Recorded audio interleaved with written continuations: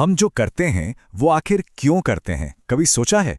ये एक ऐसा सवाल है जिसने सदियों से ना जाने कितने ही दार्शनिकों, वैज्ञानिकों और हम जैसे आम लोगों को भी उलझा कर रखा है। हमारा हर छोटा बड़ा फैसला, हमारी आदतें, यहाँ तक कि हमारा गुस्सा या प्यार जताने का तरीका, इन सब के पीछे आखिर चल क्या रहा है? इसे समझना एक बहुत ही पेचीदा पहेली को सुलझाने जैसा है। तो आज हम इसी पहेली के अलग अलग टुकड़ों को एक एक करके उठाएंगे और उन्हें जोड़कर इंसान के बर्ताव की पूरी तस्वीर को परत दर परत समझने की कोशिश करेंगे। तो ये रहा हमारा आज का रोड मैप। हम सबसे पहले इस बुनियादी सवाल से शुरू करेंगे कि आखिर हम कुछ करते क्यों हैं। फिर हम गोता लगाएंगे अपने दिमाग के अंदर, उसके जैविक रहस्यों में। इसके बाद हम देखेंगे कि हमारे अनुभव हमें कैसे बनाते और बिगाड़ते हैं, हमारी सोच और हमारी भावनाएं हमें कैसे कंट्रोल करती हैं, और हाँ, समाज यानी हमारे आसपास के लोग हम पर कितना गहरा असर डालते हैं। और सबसे आखिर में हम इन सभी धागों को एक साथ मिलाकर एक पूरी मुकम्मल तस्वीर देखेंगे। तो चलिए सीधे मुद्दे पर आते हैं। देखिए, सबसे पहली और सबसे ज़रूरी बात जो हमें समझनी है वो ये है कि हमारा व्यवहार किसी एक वजह का नतीजा नहीं होता।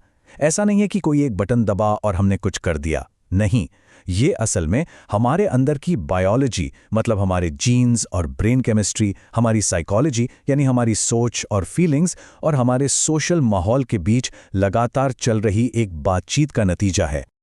आगे बढ़ने से पहले बस एक पल के लिए रुकिए और सोचिए, आज सुबह से अब तक आपने जो भी किया उसके पीछे की असली वजह क्या थी? क्या वो बस एक आदत थी, या किसी और की उम्मीदों को पूरा करने का दबाव था, या फिर कोई गहरी इच्छा थी?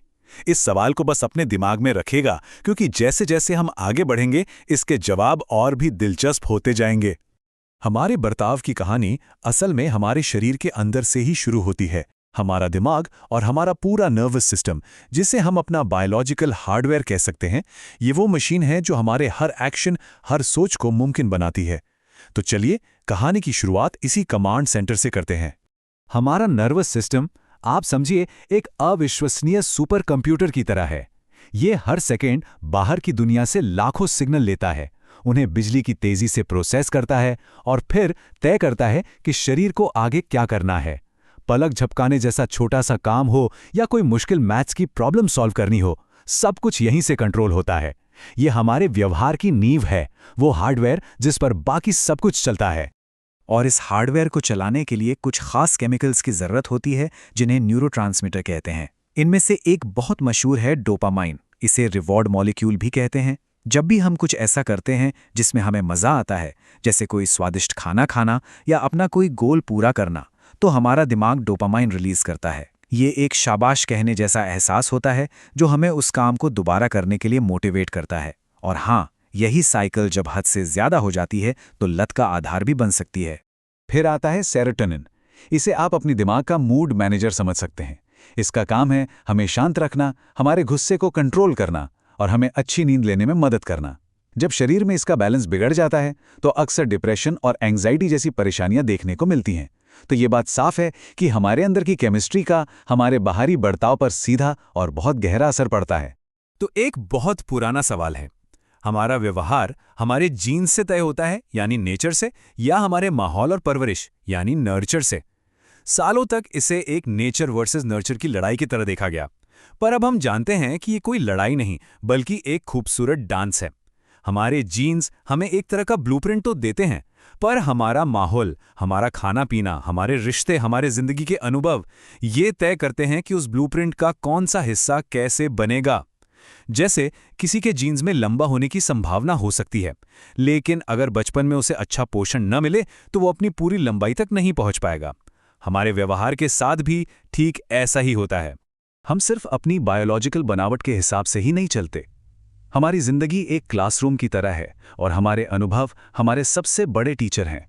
तो चलिए अब देखते हैं कि हम अपने माहौल से कैसे और क्या-क्या सीखते हैं। आपको इवान पावलोव और उनके कुत्तों वाला मशहूर एक्सपेरिमेंट तो याद ही होगा। उन्होंने देखा कि कुत्ते खाना देखकर लार टपकाते हैं। ये एक नेचुरल रिएक्शन था। फिर उन्होंने क्या किया कि खाना देने से ठीक पहले एक घंटी बजाना शुरू कर दिया। कुछ ही दिनों बाद कुत्ते सिर्फ घंटी की आवाज़ सुनकर ही लार टपकाने लगे, भले ही खाना सामने हो या ना हो। क्यों? क्योंकि उन्होंने घंटी की आवाज़ और खाने के बीच एक कनेक्शन बनाना सीख लिया था। हमारे कई डर, हमारी पसंद नापसंद और यहाँ तक कि किसी ब्रांड के लिए हमारा लगाव भी इसी तरह की कंडीशनिंग का नतीजा होता है। लेकिन तब क्या होता है जब हमारा व्यवहार सिर्फ एक रिएक्शन नहीं बल्कि हमारा खुद का लिया हुआ एक एक्शन होता है? यहाँ बीएफ स्किनर का सिद्धांत काम आता है और ये बहुत सीधा साधा है। जिस काम के लिए हमें इनाम मिलता है हम उसे दोहराते हैं और जिस काम के लिए सजा मिलती है हम उससे दूर भागते हैं। सोच कर देखिए, अगर एक बच्चा अपना कमरा साफ करता है और उसे तारीफ मिलती है जो एक तरह का इनाम है, तो वो अगली बार भी ऐसा करने के लिए मोटिवेटेड होगा। लेकिन अगर वो किसी गर्म चीज को छूता है और उसका हाथ जलता है जो एक तरह की सजा है, तो वो दोबारा ऐसा करने से बचेगा। ये सिद्धांत हर रोज हर पल हमारे व्यवहार को आकार दे रहा है। पर हम सिर्फ इनाम और सजा से ही नहीं सीखते। आल्बर्ट बंडूरा के मशहूर बोबो डॉल एक्सपेरिमेंट ने यह साबित किया कि हम दूसरों को देखकर भी सीखते हैं। इस स्टडी में जब बच्चों ने बड़ों को एक गुड़िया के साथ मारपीट करते देखा तो मौका मिलने पर उन्होंने भी ठीक वैसा ही करना शुरू कर दिया। ये हमें एक बहुत जरूरी बात सिखाता है। हमारे आसपास के लोग, हमारे रोल मॉडल और मीडिया, ये सब अनजाने में ही हमारे व्यवहार को शक्ल दे रहे होते हैं। अच्छा, अभी तक हमने बायोलॉजिकल और बाहरी वजहों की बात की, लेकिन कहानी का एक बहुत बड़ा हिस्सा तो हमारे अंदर, हमारे अपने दिमाग में घट रहा होता है। हमारी सोच, हमारी यादें, हमारे विश्वास और हमारी भावनाएं। चलिए अब इस अंदरूनी दुनिया की खोज करते हैं।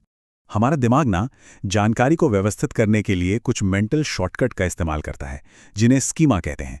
आप इन्हें दिमाग के अंदर बने फोल्डर्स की तरह समझ सकते हैं। जब भी हमें कोई नई जानकारी मिलती है, हम उसे किसी पुराने मिलते जुलते फोल्डर में डालने की कोशिश करते हैं। ये हमें तेजी से दुनिया को समझने में मदद तो करता है, लेकिन कभी-कभी यही स्कीमा हमें पक्षपाती भी बना देता है, क्योंकि हम नई जानकारी को पुराने फोल्डर में जबरदस्ती फिट करने की कोशिश करने लगते हैं। हमारी सोच का हमारे व्यवहार पर कितना गहरा असर होता है, इसका सबसे अच्छा उदाहरण है डिप्रेशन।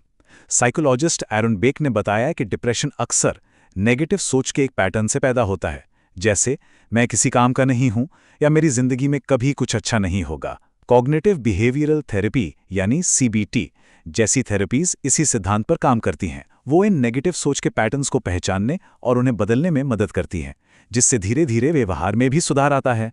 हमें अक्सर लगता है कि हम बड़े तर्क से, लॉजिक से फैसले लेते हैं, पर सच तो ये है कि प्रेरणा और भावनाएं कहीं ज्यादा शक्तिशाली ड्राइवर हैं। अब्राहम मैस्लो ने बताया था कि कैसे हमारी बुनियादी जरूरतें जैसे भोजन, सुरक्षा और प्यार हमें काम करने के लिए प्रेरित करती हैं। वहीं दूसरी तरफ डर और गुस्से जैसी भावनाएं, जो दिमाग के एमिगडाला नाम के हिस्से से कंट्रोल होती हैं, वो हमारे लॉजिक को साइड में करके हमसे तुरंत रिएक्ट करवा सकती हैं। कोई भी इंसान एक द्वीप की तरह अकेला नहीं है। हम सब सामाजिक प्राणी हैं जो समूहों में रहते हैं। हमारा परिवार, हमारे दोस्त, हमारा समाज और हमारी संस्कृति, ये सब चुपचाप बिना हमें पता चले हमारे व्यवहार पर बहुत गहरा असर डालते हैं। चलिए देखते हैं कैसे। सोलोमन एश का ये क्लासिक एक्सपेरिमेंट सामाजिक दबाव की ताकत को दिखाता है। हुआ ये कि जब लोगों से अकेले में एक बहुत आसान सा सवाल पूछा गया तो लगभग सभी ने 99% लोगों ने सही जवाब दिया।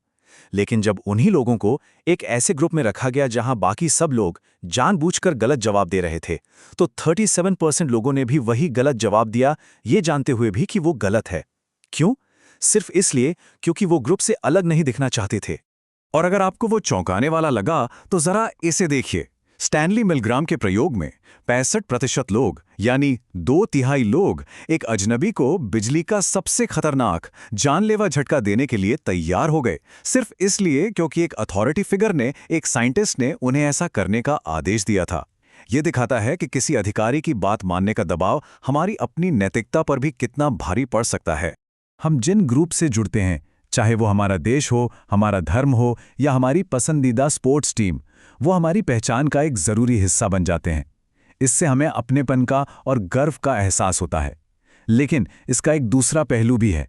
यही पहचान हम बनाम वो की भावना को भी जन्म दे सकती है, जो अक्सर पूर्वाग्रह और टकराव की वजह बनती है। तो हमने पहेली के सारे टुकड़े देख लिए हैं, हमारी बायोलॉजी, हमारा सीखने का तरीका, हमारी सोच और हमारे सामाजिक दबाव।